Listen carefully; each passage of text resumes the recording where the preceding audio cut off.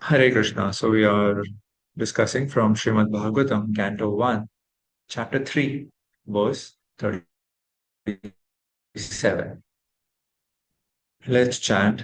Nachasya kaschin nipune na dhatur avaiti jantu kumanisha utihi namani rupani mano vachobhihi santanvato natacharyam ivagyaha. Very beautiful verse which talks of the right way of perceiving the Lord. Translation: the foolish, with a poor fund of knowledge, cannot know the transcendental nature of the forms, names, and activities of the Lord, who is playing like an actor in a drama.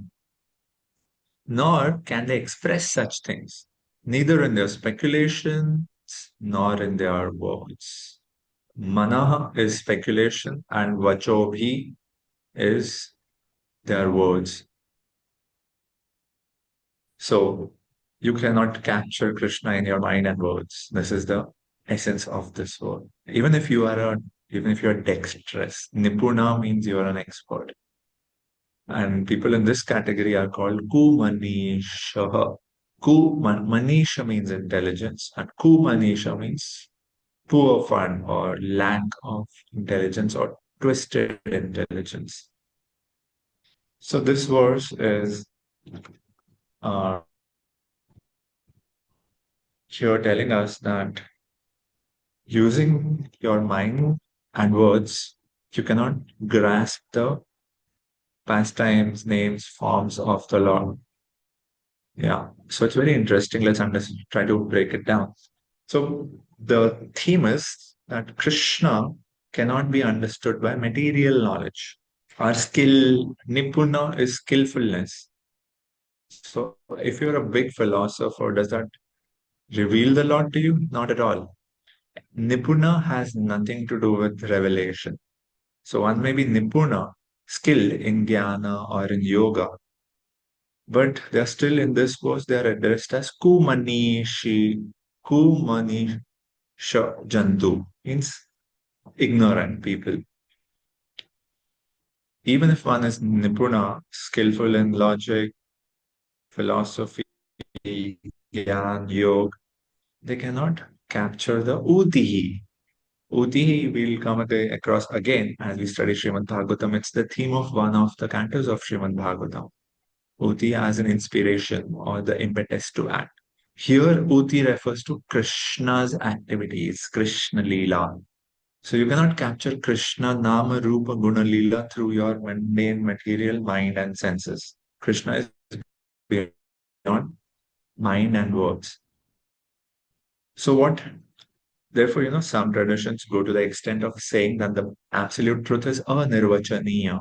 It cannot be described. That's fine, but that is not, you cannot equate it to that. He doesn't have an individuality.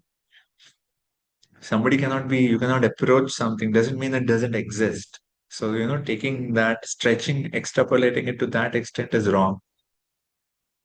Because he's anirvachaniya, therefore he's nirakar, nirguna. That is also a description, right? So either leave it at indescribable,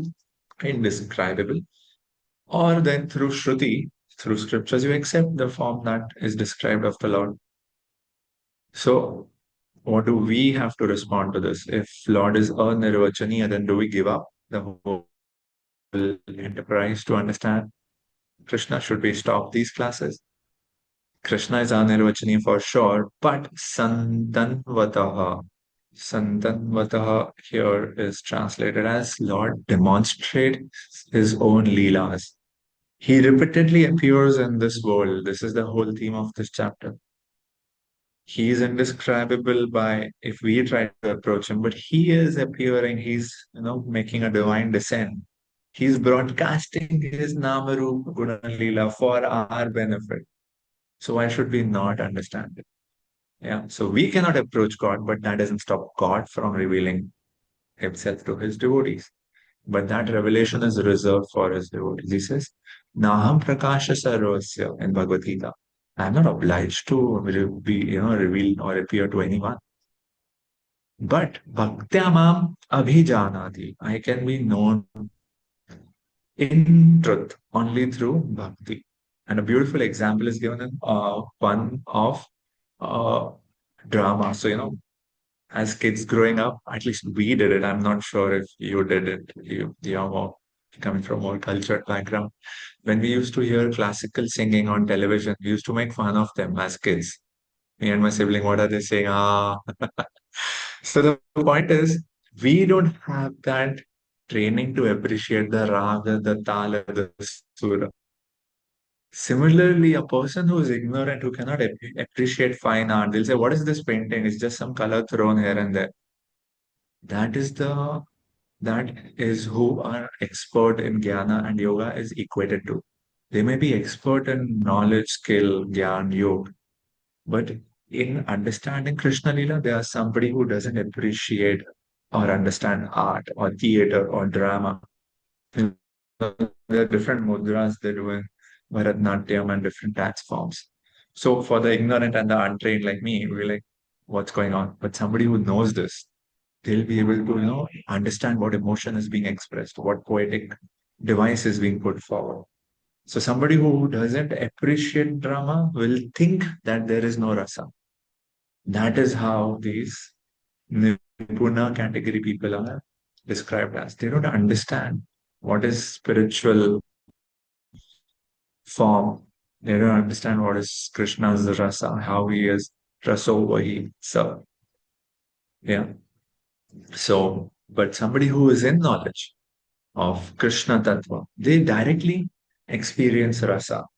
So while one who's untrained is not able to see and therefore appreciate, other devotee who is already in knowledge of Krishna Tattva, they can not only see but they can experience rasa. And that fills that devotee's entire being.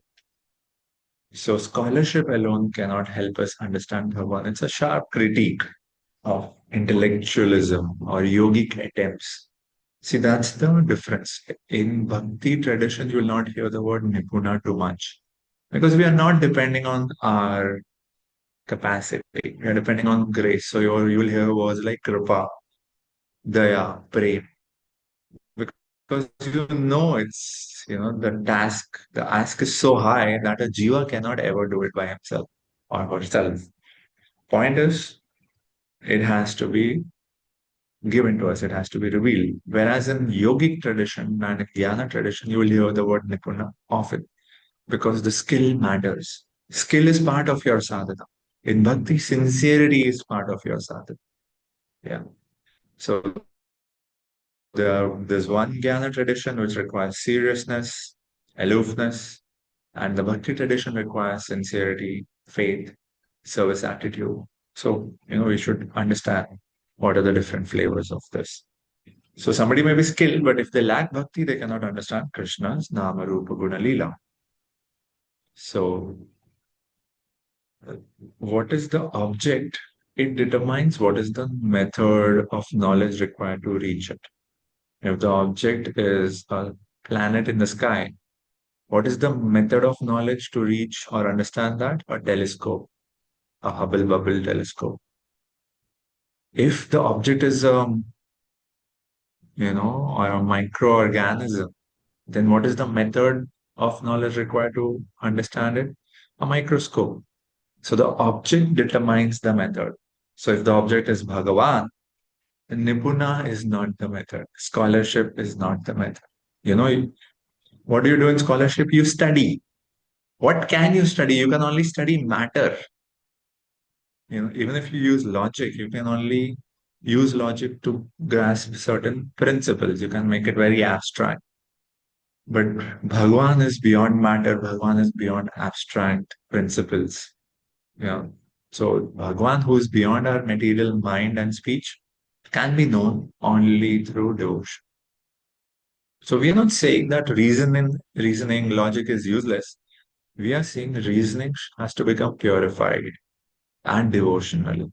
All of us are reasoning right here, but we are engaging our purified reasoning in a devotional disposition, because we know the object we are approaching is too vast, is too powerful, and we are insignificant. So therefore the mood is devotional. There is humility. So without bhakti, if you just approach Bhagwan like matter or like an abstract principle, very quickly you will be able to dismiss, oh, any name or form must be material. That's an error. Name and form, as applied to matter, is not the method to understand Bhagwan. You are doing a category error. So this is the warning in this verse. Bhakti alone can reveal Bhagwan. So Srila Prabhupada says in the purport that Lord cannot be understood by mental speculation and faulty description of his activity. So some people who are not having a disposition, a devotional disposition, they still try to describe the activities of the Lord. So that is a faulty description. Somebody who considers Lord's appearance and disappearance as mundane, they'll falsely describe his pastimes. But we understand that everything in relation to Krishna is divya. Janma karma chame divyam. That extends to his form, his paraphernalia, his personalities. Everything in the relationship to Krishna is divya. It's achintya. It's a category which is beyond our perception. We call it achintya. We don't usually use the word anirvachaniya, which is indescribable. We use the word achintya. He's unknowable. He's so great that we cannot approach him. Not that, there is no individuality of the Lord. That's a huge leap of, logic. Cannot just say that. So karmis, they have no information about the absolute truth. They're just absorbed in karma and karma phala. The jnanis, after being frustrated with karma, then they seek to understand the absolute truth. But the method that they employ is mental speculation, which is something to understand matter, not Bhagwan. For all these men, the absolute truth will remain a mystery. Just like Prabhupada is giving the example of a magician doing jugglery, putting a coin in a hat and then pulling out a rabbit. So for the children, it'll be like, wow, that's amazing. That's, wonderful. But for the adult, they know there is some trick behind it. So those who are, they might be nipuna, dexterous in karma, jnana, but because they don't have devotion, they don't have faith in the divine creator, they're still faithless. Yeah, they are still always in ignorance. So ultimate ignorance is ignorance of the divine. We might be aware of everything else, but if we stop our ignorance of the divine, that's still in the category of ignorance. Yeah, it's the bigger reality which we are missing to see. So what is the use of the details? So with this kind of limited knowledge, one cannot enter the achintya nature of the Lord. Jnanis are better than gross materialists or karmis. Yeah. But because they also come under the grip of illusion, they take it for granted that anything which has a form, a name, or activities is but a product of material illusion. We have discussed this, right? In our experience, anything that has a name and a form is necessarily material. But that is only our inference, right? We have not seen a black swan, so we cannot say it doesn't exist. You have never gone to Australia. Similarly, because you have not encountered a spiritual name and form, you think it doesn't exist. But you have not gone to Vaikuntha. And so there you will find spiritual names and forms. For those who, put all names and forms into material category, for them the supreme spirit is formless, nameless, and inactive. So therefore, for them, Krishna is like any other human being. His name is like any other human beings. So this is all a product of ignorance, a product of poor fund of knowledge. So they don't have access. That's the problem. Access denied. They cannot reach there. So therefore, there are two different things. You cannot access Bhagwan doesn't mean you deny the existence of Bhagwan. Yeah. If I cannot meet the Prime Minister, I'll not say that there is no Prime Minister. That's foolish. So that's someone with a kumanisha, no, with a twisted intelligence or with a poor fund of knowledge. So Bhagavad Gita says Lord is always in a transcendental position, even when he's in the material world. Uh, Sambhavami Atmamayaya. I appear in this world, I descend Atmamayaya by my own internal energy. I am not a product of external material energy. But those who are ignorant, who don't understand all of this science, they consider Lord another great personality. And that's how they are misled by Maya. Okay, does that make sense? So let's look at how it's summarized here, difference between a speculator and a devotional participant. When you are a devotee, you are participating. When you are a jnani, you are observing. You see the difference? So either you can be a spectator using the lens of your logic and vocabulary. You don't understand the science of drama. You'll never be able to appreciate it. You'll just analyze the mechanics. What are they doing? But you'll not understand the rasa, the emotion. Yeah, you'll only be able to observe the emotion, not feel the emotion. That's the situation of a jnani. Whereas a devotee, yeah, devotee with bhakti, for them, they are able to experience the rasa. Yeah. The same names and forms reveal deep relation, rasa. So there are spiritual names and forms which the devotee has access to. So this is the teaching of verse 37. Let's move on. 38, very beautiful verse. सवेदधातु पदवीं परस्य दुरान्तवीर्यस्य रथाङ्गपाणेः यो मायया सन्ततयानुवृत्तया भजेत तत्पादसरोजगन्धम्. Only those who render unreserved, uninterrupted, favorable service unto the lotus feet of Krishna, who carries the wheel of the chariot in his hand, can know the creator of the universe in his full glory, power, and transcendence. Yeah, so you require to render service. And what are the attributes? Parasya. Iha means this world. Para means the world beyond. Parasya of the transcendental realm. Duranta Viryasya. Greatly powerful. And we'll look at various adjectives describing the Lord.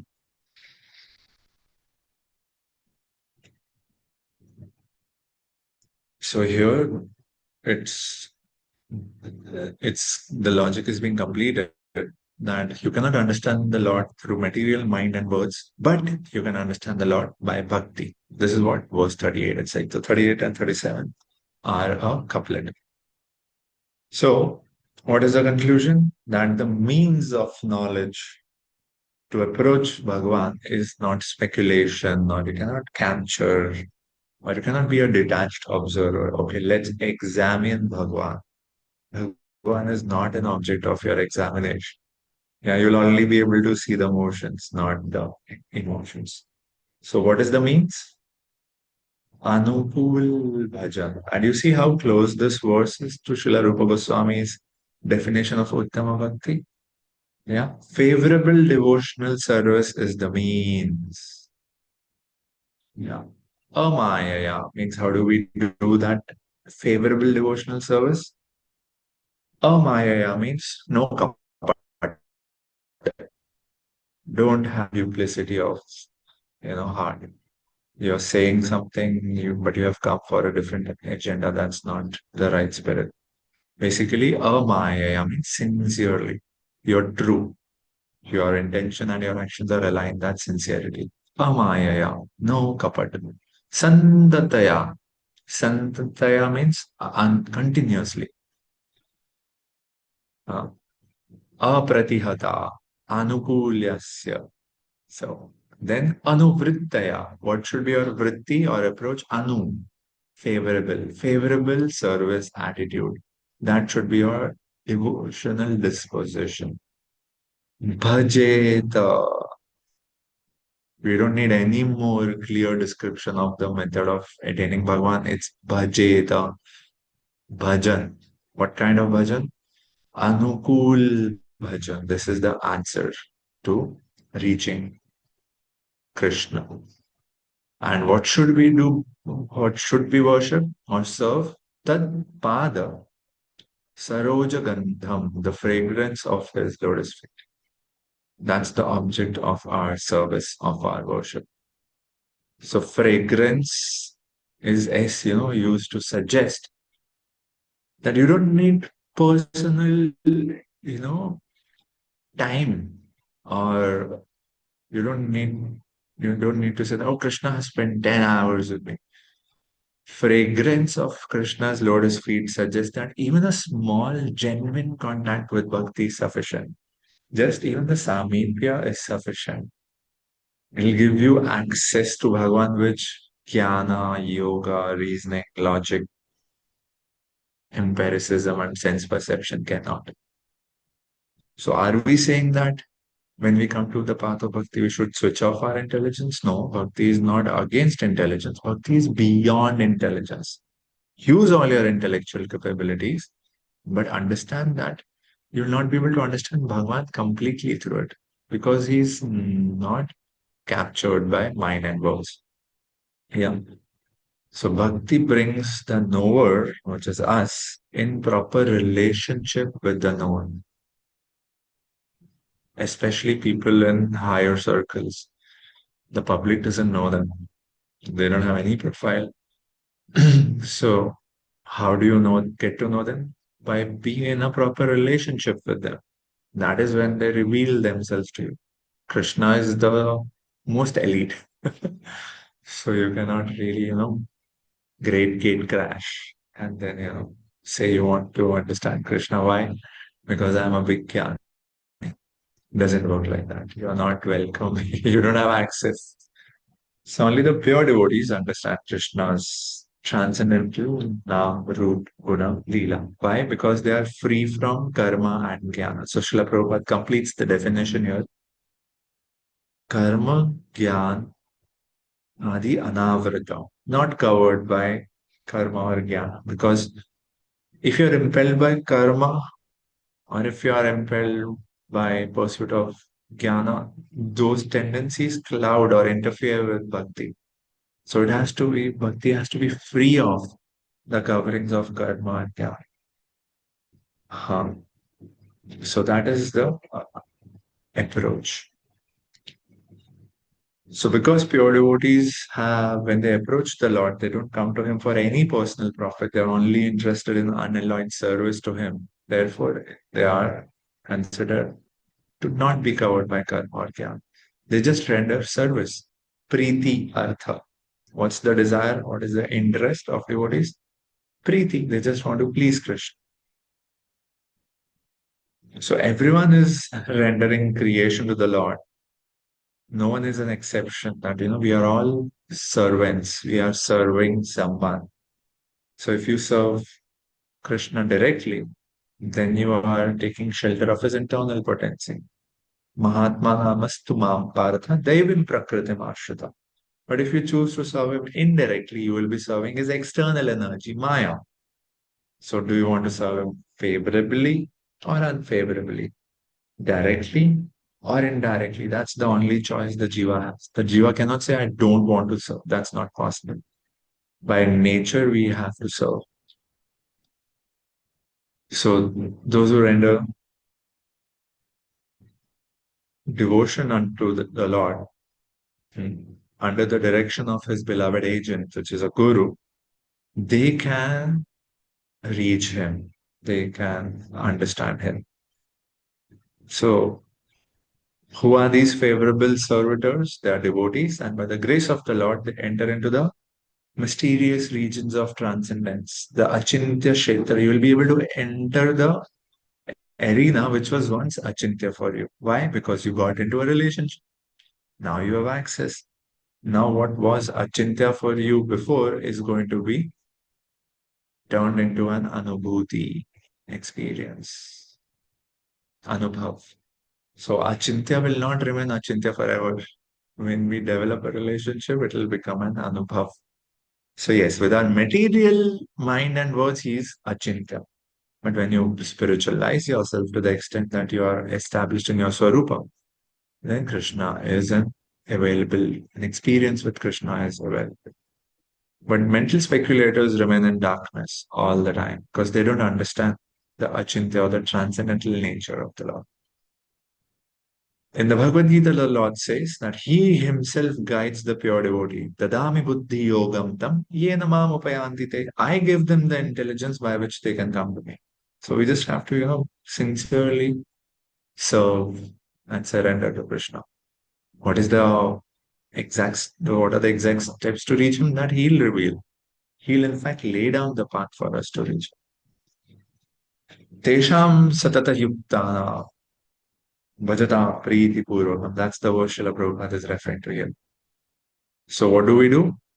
Tesham satata yuktana. Let us be constantly engaged in what? Bhajatam priti purvakam. Worshipping, serving, loving Krishna. Serving Krishna with priti. Priti purvakam.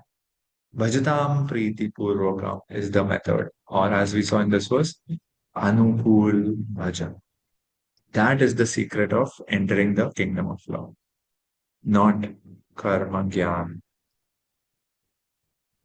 Okay? Is it making sense? Okay, let's move to verse 39. Oh, let's see, yeah. Just describing the words that we discuss, adjectives for the path of bhakti. It's nicely described here. So, Anukul Bhajan, that's the method to reach Bhagwan.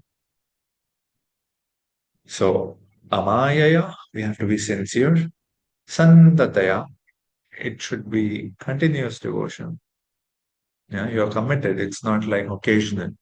I get into Bhakti Bhav only on Janmashtami once a year. No, Bhakti has. If you have a feeling for someone, would that feeling persist or will it be sporadic? When you remember and say, oh, it's your birthday today, I love you. Love is continuous. It's santatada. It's because it's not just about what you do. It's basically about the orientation of your heart. If your heart is oriented towards Krishna, you will constantly love him and serve. And therefore, Prabhupada says it's not an artificial imposition, it's your nature. And anuvrittaya, favorably, you know, not being an observer, let me examine Bhagwan, not demanding God, show me if you exist. That's not how you will be able to access Bhagwan. So when our inquiry turns into devotion, then we gain liberation. So because if we remain stuck at inquiry, gyan, gyan, gyan, without devotion, even jnana is insufficient to give you liberation. Yeah, so we have to turn towards Vasudeva. That is going to end our samsara chakra.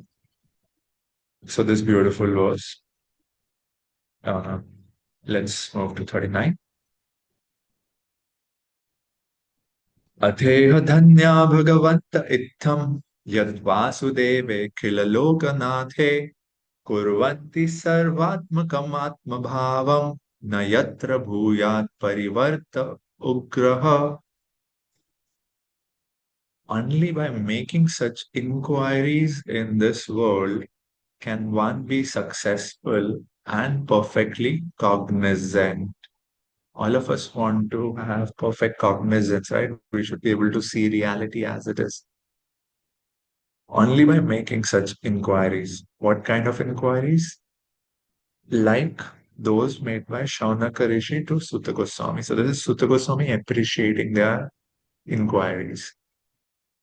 For such inquiries, invoke transcendental ecstatic love unto the personality of Godhead, who is the proprietor of all the universes, Lokanatha, and guarantee 100% immunity from the dreadful repetition of birth and death. Birth and death is called as parivartaha, repetition, again and again, bhuya parivartaha. So constantly repeating the cycle. What kind of cycle? Ugra, very dreadful cycle of samsara. So here, Sutta Goswami is praising that you have made beautiful inquiries because they are leading to, they are triggering or invoking the discussion about the transcendental name, form, qualities, and pastimes of Bhagavan. So if Anukul Bhajan is the only way to know the Lord, it's only the devotees who can be in knowledge of the Lord. They can be perfectly cognizant of all spiritual knowledge. Why? Because we have seen that bhakti is the means to know Bhagwan. Bhakti is the epistemology, not logic, not speculation, but bhakti. It's a means of knowing Bhagwan. And Bhagwan is the final and complete realization after Brahman and Paramatma. So one who knows Bhagwan knows everything else. His potent, his multipotent, his expansions. So devotees are congratulated as being all successful. So here you can understand Sutta Goswami is appreciating them. Amazing inquiries because now we are approaching the understanding of Bhagwan. Having known Bhagwan, we'll automatically know everything else. And knowing Bhagwan is a 100% guarantee to be saved from samsara. So here, uh, basically, because the audience was full of sages, and they were, different kinds of sages. It was a mixed audience. So if they are all knowable sages, they are not called as great devotees. Some are yogis, some are gyanis, but Sutta Goswami is presenting the ultimate conclusion of bhakti. What is that? Sarvat Atma Bhavam. Same as what the Lord says in the Bhagavad Gita. Madchitta Madgata Prana. Concentrate your mind completely on me, on Vasudev. That will stop you from Parivarta, getting trapped into the cycle of samsara. So these sages who are asking these questions are fortunate. They are leading to a discussion which helps us approach Bhagwan. And what is the method of approaching Bhagwan? Total absorption. Sarvatmakam Atma Bhavam. Madchitta Madgata Prana. Fix your mind on me. Make me your life. Basically, get totally absorbed in me. Atma Bhavam. Sarvatmakam. Make me your everything. The mind, our heart, our identity, our purpose. Everything should become centered on Vasudev. That is the way to cross over samsara, not just having some curiosity about religion. No, the sage's inquiry is sincere and therefore it is transformative. That is the real power of knowledge. It is not just informative, it is transformative. Yeah. So, and we saw that when you add devotion to inquiry, that leads you to going beyond samsara, basically gaining liberation. Okay, let's move ahead. Verse 40. So, this is now the last part of this chapter talks of Srimad Bhagavatam itself. That yes, I'm going to present to you Srimad Bhagavatam, which I had heard from Shukdev Goswami.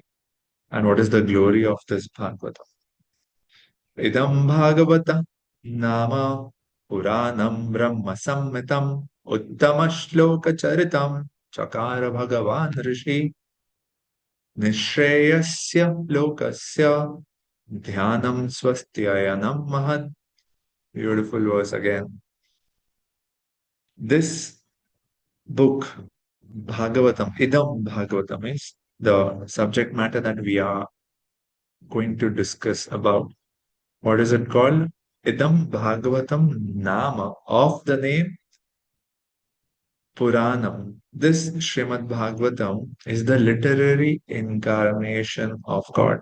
Brahma means the absolute truth.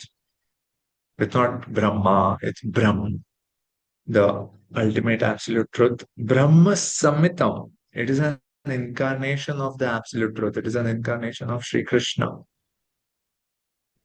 It is a literary incarnation of God, and it is compiled by Srila Vyasadeva.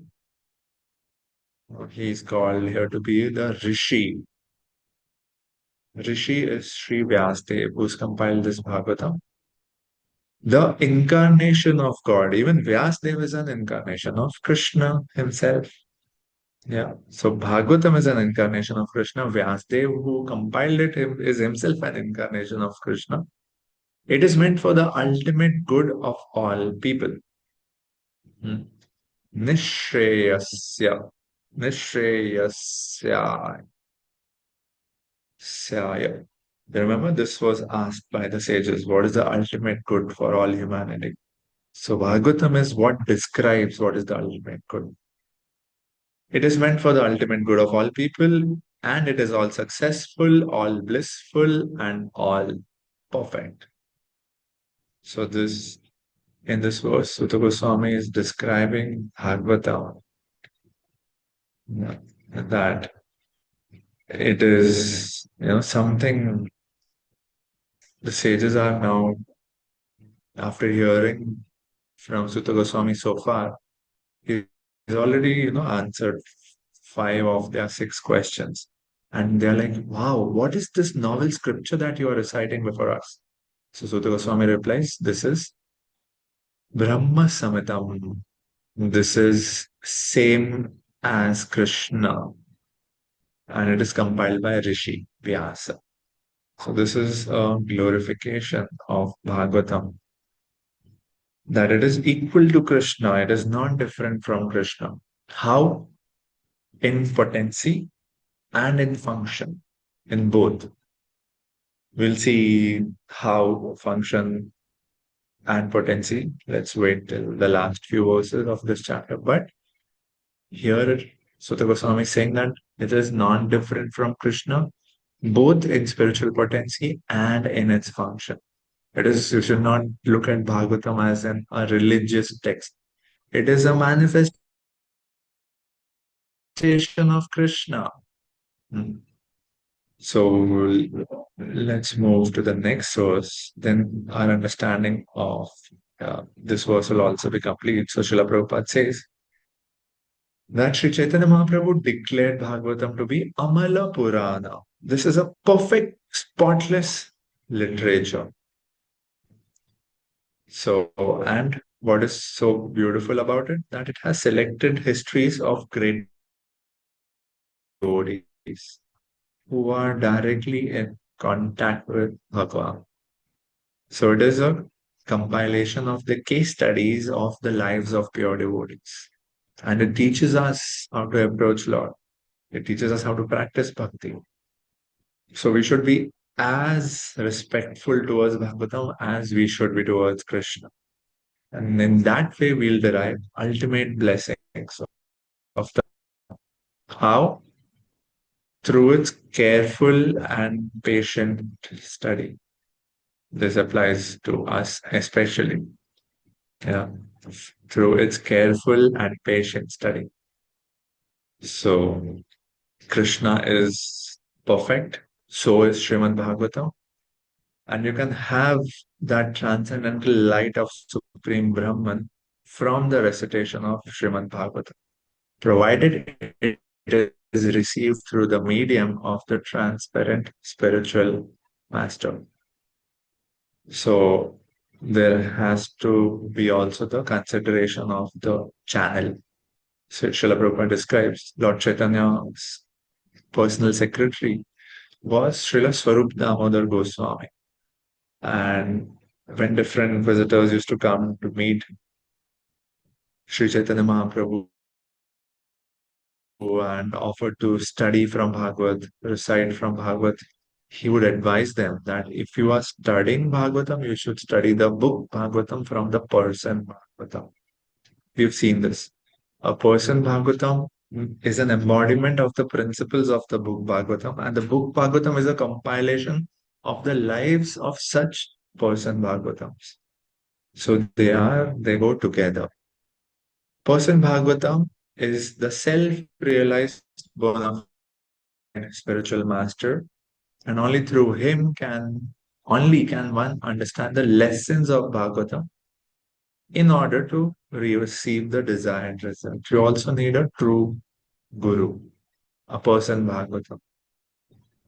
So otherwise, it's not that you will not be able to read the or study the Bhagavatam. It's there. It's right in front of you. You have access to it. But the point is, the inner transformative journey will not happen, which is the purpose of Bhagavatam. You might become a knower of Lord, but you might not become a lover of Lord. So that transformation requires a medium, which is a book, person Bhagavatam. So all the benefits that you can imagine that you can derive from the personal presence of the Lord, you can also derive from the study of the Bhagavad. Now you see how grave this is. It's the personal presence of Sri Krishna. It carries with it all the transcendental blessings of Lord Sri Krishna that we expect from his personal contact. Okay, 41. Tat idam grahayam asa sudam atmavan tamvaram sarvavede itihasanam saram saram samudritam. So now we get to hear a little bit about the history of Bhagavad Puran. We saw the glory of Bhagavad Puran. Now we are trying to understand the history of the Puran. So Srila Vyasdev delivered it to his son, who is the most respected among the self-realized, after extracting the cream of all Vedic literatures and histories of the universe.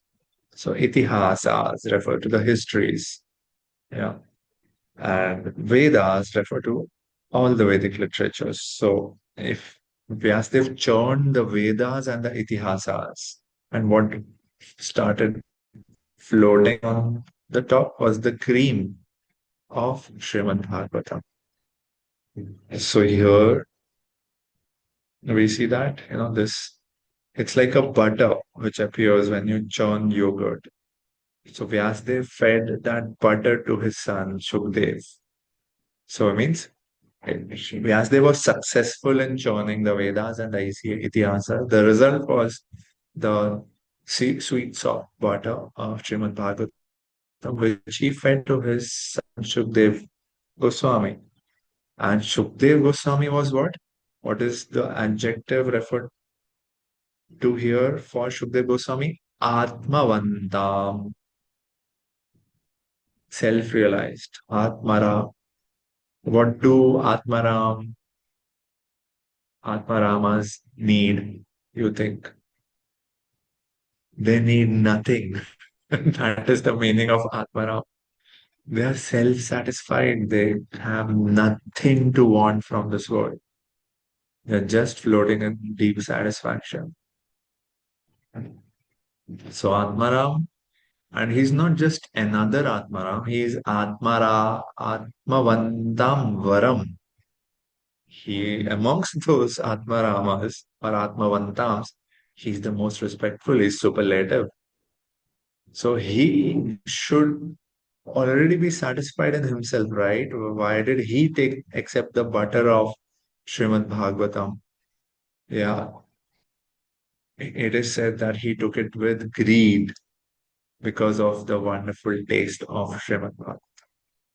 So although he is self-satisfied, he still accepted it with greed and eagerness because of the sweetness and the beauty of Srimad Bhagavatam. And I mean, there's this exact verse which goes, Atma Ramas Chamaneo Nirgranthi Api Urukrame. So Atma Ramas cannot be agitated, but Bhakti can affect or agitate even the Atma Ramas. So this is a verse in that similar spirit that, Vyasadeva composed the Bhagavatam, then teaches it to Shukdev Goswami, and through the churning of Itihasas and Vedas, so it is a compilation. And Shukdev Goswami speaks it to Parikshit Maharaj on the banks of the Ganga. And in that assembly, Suta Goswami is also present and he is also hearing from the lips of Shukdev Goswami. And now Suta Goswami is transmitting, speaking it to the sages of Naimisharan. So Suta Goswami is establishing that it is not a random storytelling that I'm going to do. I am going to present in parampara. So every bona fide guru will always, confirm that it is an authorized transmission. It's not my creation. And you remember how did Sutta Goswami say he'll present when he was inquired about all these six questions by the sages? He said, Yathadhitam Yathamati. As I have learned, according to my realization, I'll share it with you. So that is the mood of a teacher in Parampara. That this is coming through Parampara. This message is an authorized transmission. So there has to be humility and fidelity to the Parampara. One cannot speculate or invent. Sometimes, when we present, we have an itch to extrapolate and present something new. That's not how we teach in tradition. Tradition means no speculation, no invention. It's just authorized transmission. Transmit according to what you have realized. So that makes parampara a living tradition. Everyone is sharing their lived realizations, being completely faithful to the parampara, being completely humble. So this is Bhagavad model of teaching. What do you do? You receive it, you realize it. It's not just copy paste. I heard it and I'm repeating it. It might, pass on the information and entertain the audience. But what is the objective of this? Transformation. That requires a process.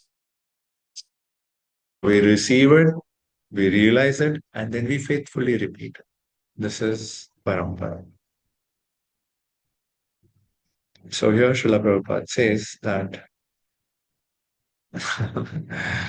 men with a poor fund of knowledge only accept the history of the world from the time of Buddha. So, if you have to do a historical dating of scriptures, that's a very different exercise.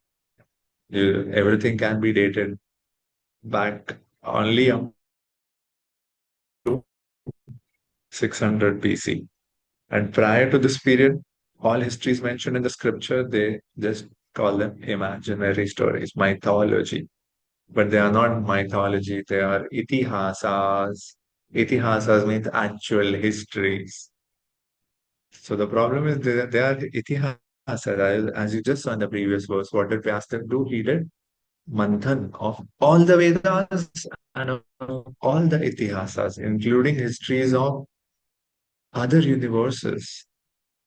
Yeah, multiverse, why not? So some are the histories of planets which are beyond our world. So therefore it appears unbelievable to us. But it's not the problem of the content, it's the problem of our access.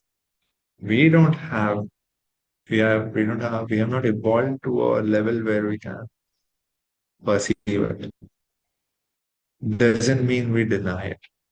Our ancestors, they might have never imagined you can talk to somebody who's far away from you. Forget talking to somebody who's in another country. Forget having a video call with them. They would consider it a magic power. In fact, all scientific devices would seem to be magic for them. So they would have denied it. Nothing like that can happen. But the understanding was limited, not that it, it's not possible. So all these stories in the Puranas, the histories of different planets, Puranas and the Itihasas are not imaginary. One man's food is another man's poison. So we should not reject the stories and histories of Puranas as imaginary. So for us, they are unbelievable. But at another planet, it could be just another day. And Vyasdev, who is such a great rishi, he would have no business putting such imaginary stories in the literature. So, Srimad Bhagavatam, historical facts are selected from different itihasas and Vedas, and therefore it is accepted by all spiritual authorities. Sripad Shankaracharya, Ramanujacharya, Madhvacharya, Sri Chaitanya Mahaprabhu, all of them accept Bhagavad Purana as a Mahapurana, not just a Puran, but a Mahapuran. And why are these histories, itihasas significant? Because they are connected to Krishna. They speak about the activities of Krishna. So even though Sri Shukdev Goswami was self-realized, he accepted this as the subject of studies from his father. And Bhagavatam contains all palatable, instructive, and authentic versions of different activities of the Lord and his devotees. Yeah, but again, the problem is in accepting the message of Bhagavatam from non-believers, atheists, or professional reciters who make a trade of Bhagavatam, the layman, that is not going to help us. There will be no transformation, there will be no revelation. All the acharyas in the parampara, authorized transmission, none of them had anything to do with the Bhagavad business. So if somebody is making Bhagavad a business, you should understand that it's not going to have the required impact. Yeah. He did not have to maintain family expenses by such trade. So Bhagavatam should be received from the representative of Shukadev, who must be in the renounced order of life without family encumbrance. Milk is good, but if milk is touched by the lips of a serpent, then it is no longer nourishing. In fact, it becomes poisonous. So those who are not in parampara, they should not make a business of Bhagavatam and thus become a cause of spiritual death for so many years. Very strong caution. Yeah. The purpose of all the Vedas is to know Krishna. And Srimad Bhagavatam, as we have seen, is Krishna himself in the form of knowledge. So here we have Srimad Bhagavatam, the cream of all the Vedas and the Itihasas. It is factually the essence of all histories. 42.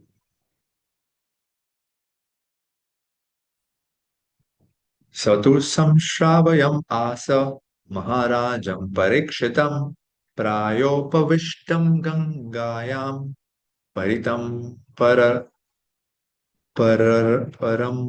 rishabhihi. Shukdev Goswami, the son of Vyasdev, in his turn, delivered the Bhagavatam to the great emperor Parikshit, who sat around surrounded by sages on the banks of the Ganges, awaiting death without taking food or drink.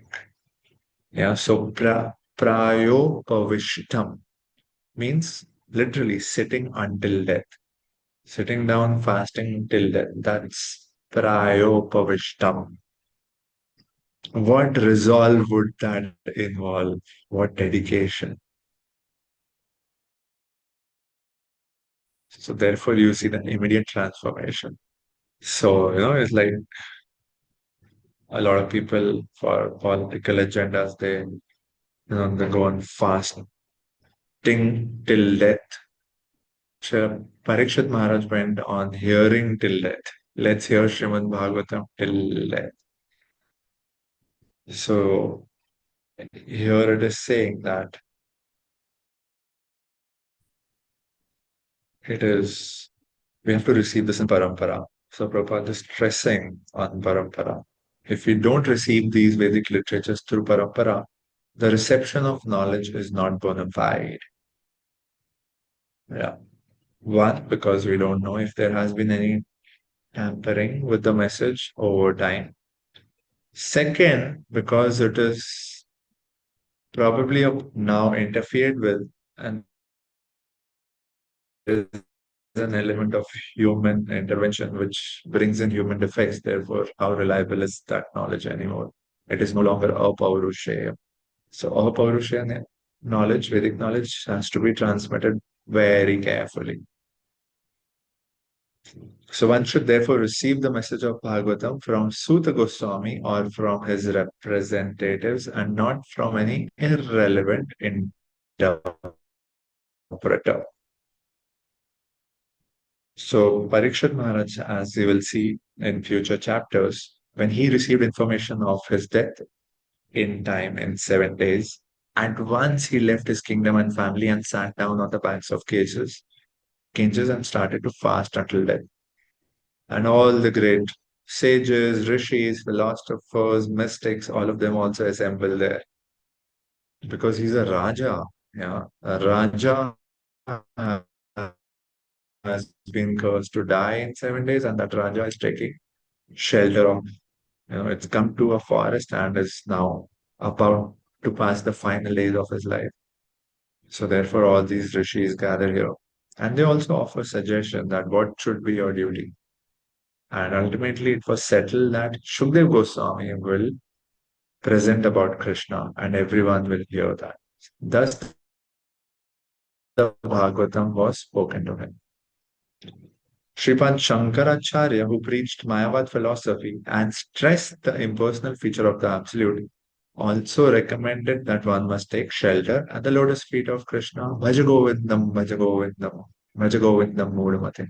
For there is no hope of gain from debating. At the time of your death, your logic, your grammar, your arguments are not going to save you. What value will they carry at that time?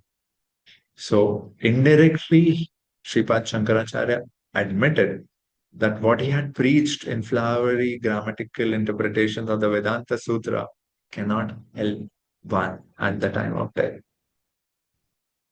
At the time of that critical hour, one must only and necessarily only recite the name of Govinda.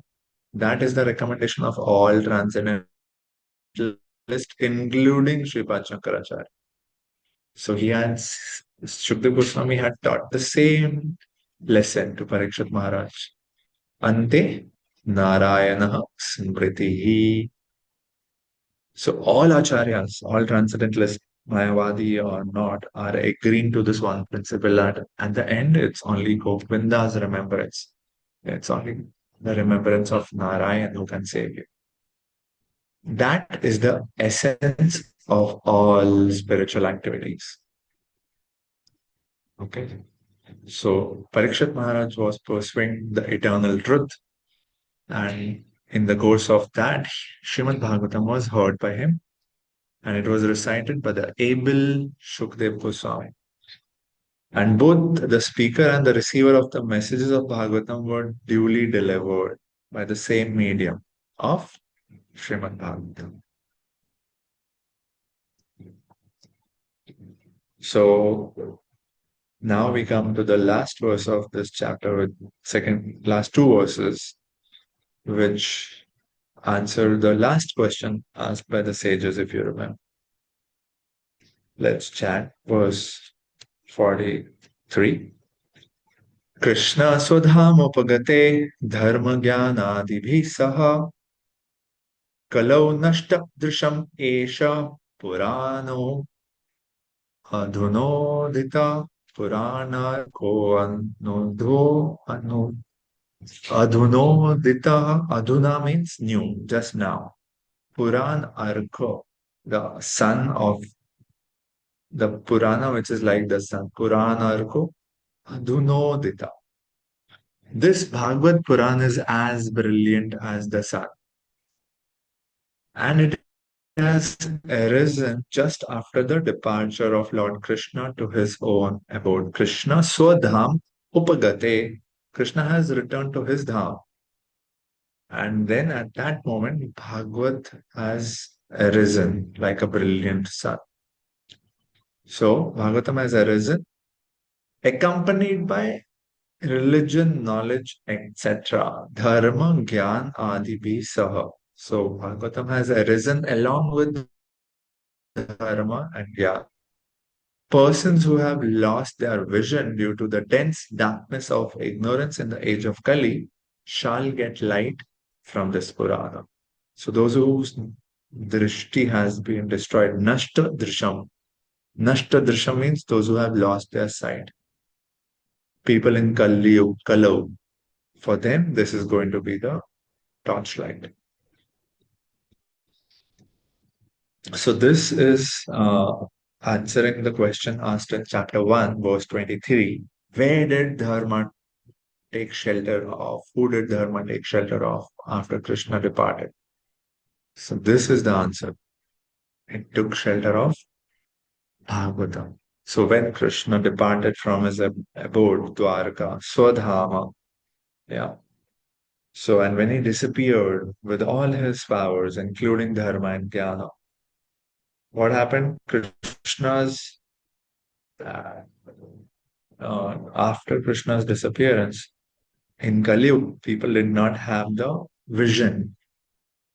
They had lost their knowledge. Therefore, they are called Nashtadrisham.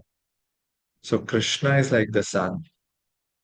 And we, the people of Kali Yuga who have lost their vision, will get guidance and light from this sun like Bhagavatam.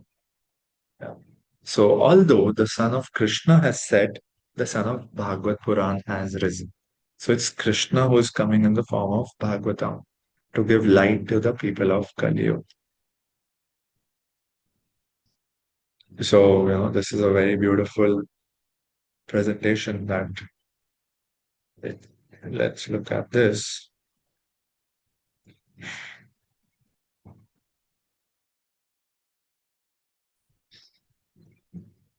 Mhm.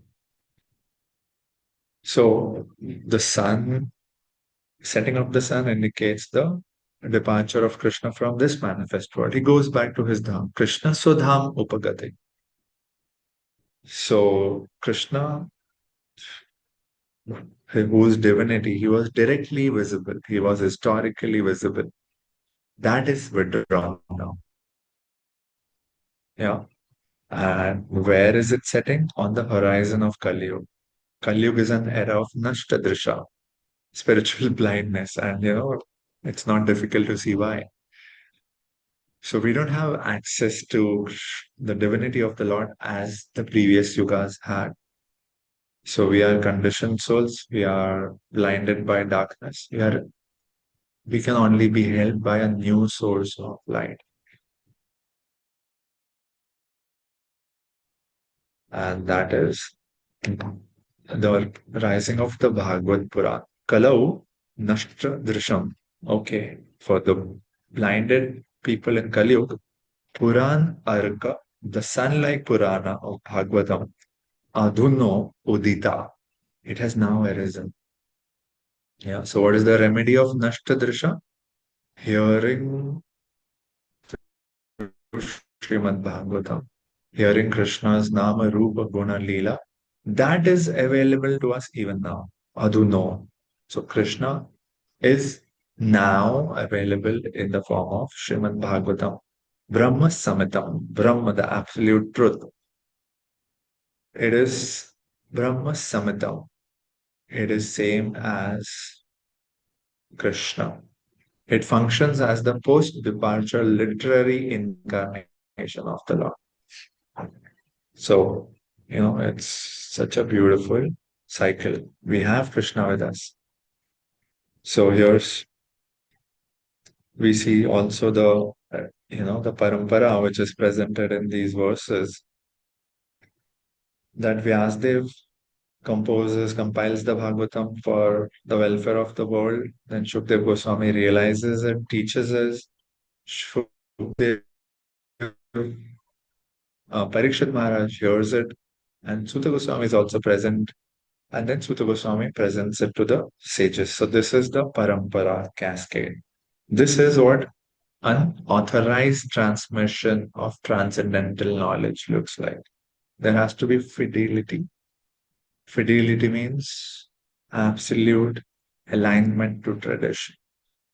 Yathadhitam tathamati. I'm not inventing, I'm not imagining.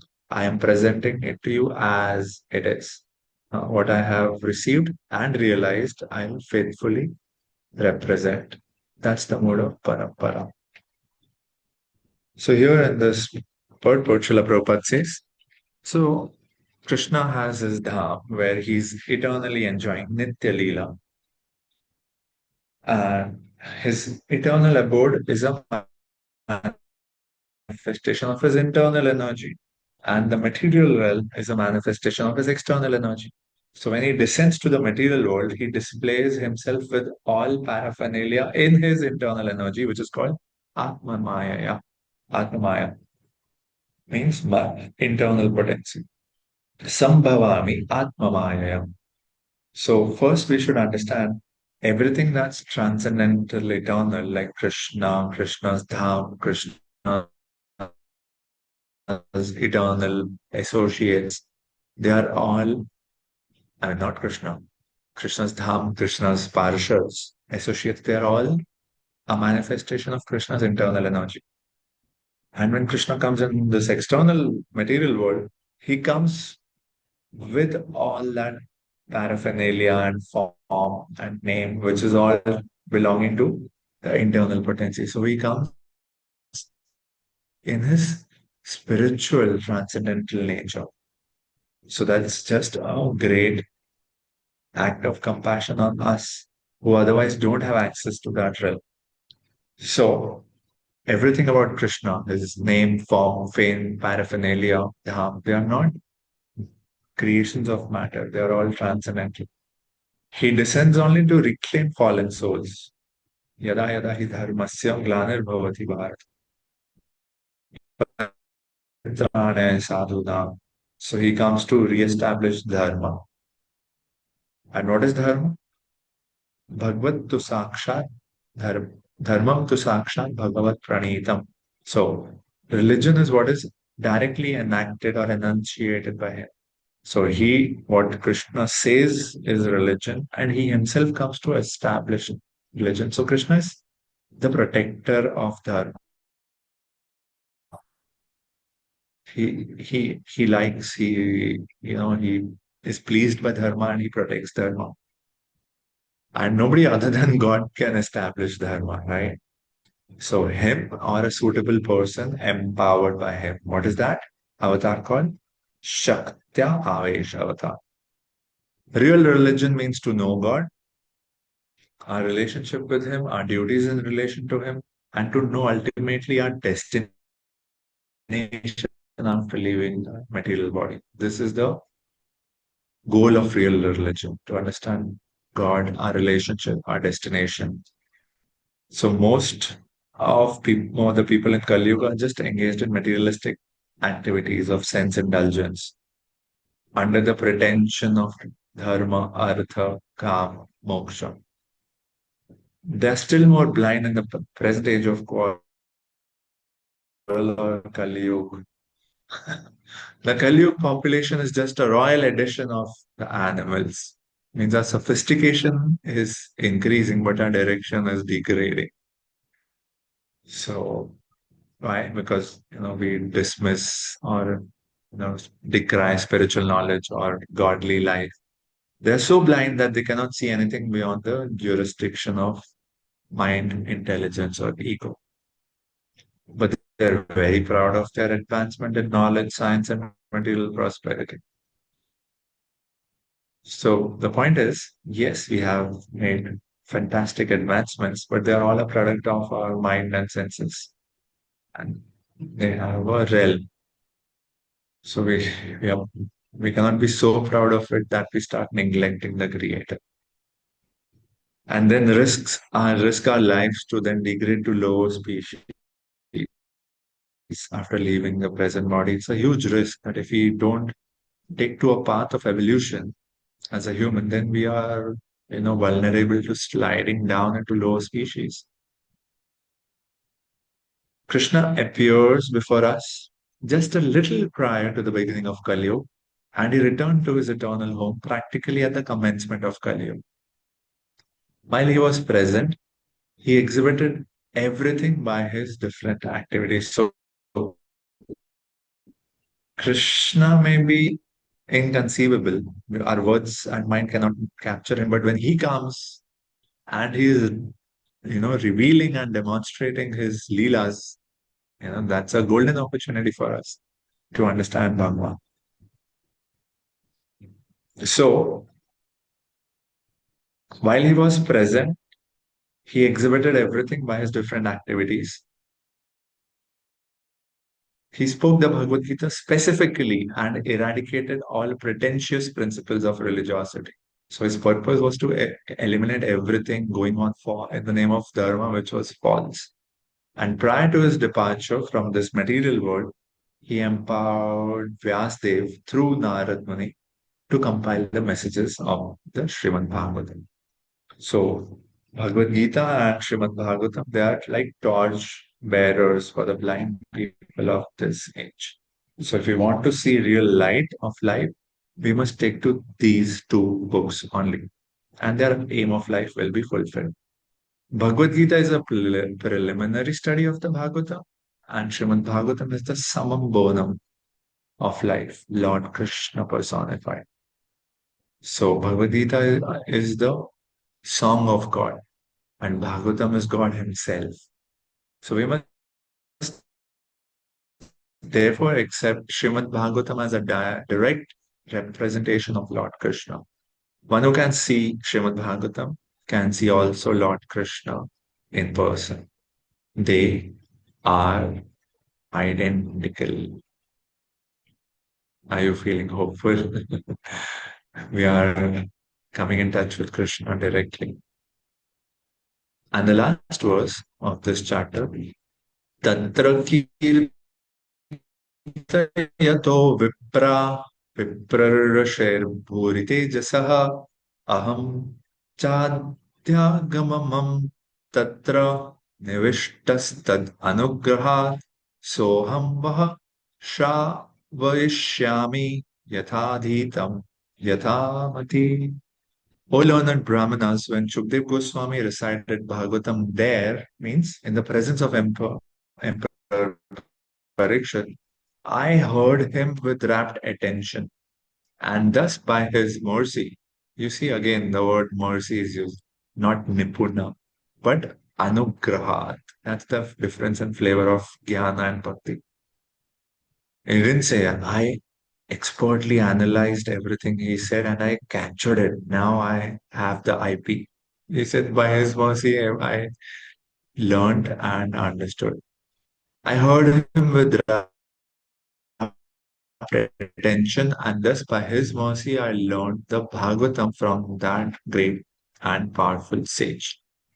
Now I shall try to make you hear the very same thing as I learned it from him, and as I have realized it. So this is the sincerity in which Srila Sutta Goswami is presenting Bhagavatam. That Tatra Nivishtitaha. In that assembly, I heard it. Sitting in that assembly of Shukdev Goswami and Parikshit Maharaj. Tad Anugrahat, by the mercy of Shukdev Goswami, I learned it. Yeah, Shukdev Goswami is Vipra and Rishi. Viprarshe. who recited it in that assembly. So I'm not going to concoct anything, but I'm just going to present what I heard as I have realized it. Yathadhitam means not adding anything, not inventing, but presenting in the way of following Shukdev Goswami and Yathamati to the extent I have realized it. So this is, such a beautiful journey of the process of understanding Srimad Bhagavatam.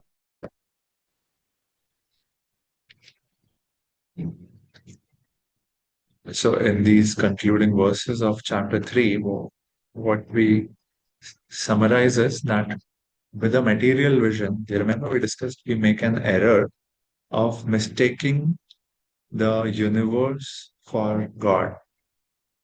Yeah, in the discussion on Virat Rup, we mistake the Drishya for the Drishta. Somebody who's a beginner, they make this mistake of thinking the material universe is ultimate God. No, we have to take to the method of bhakti, anupul bhajan. That is the epistemology or the means of knowing Bhagavan, who is otherwise achintya. And what decides the method of realizing Bhagavan? The object determines the method of realizing it. And the object here is Vasudev. So Vasudev is transcendental. Janma karma chame divya. And Srimad Bhagavatam is that medium through which we will realize Bhagavan. So it is functioning as the spiritual sun, carrying that same divine presence for those who hear it through parampara. Yeah, so we have to go. Make imagination means Virat Rup, and intellectual negation means Nipuna. So give up Virat Rup, conception, give up your attempts of jnana and yoga. You have to embrace the personal revelation of Bhagavan, which is accessible in the light of the Bhagavatam. So this is the theme of the later part of this chapter. Srila Prabhupada says that one can see directly the presence of Lord Krishna in the pages of Bhagavatam. So all of us have an opportunity to do that. If one has heard it from a self-realized great soul like Shukdev Goswami. So Prabhupada is being that transparent medium of parampara, a perfect representative of Shukdev Goswami.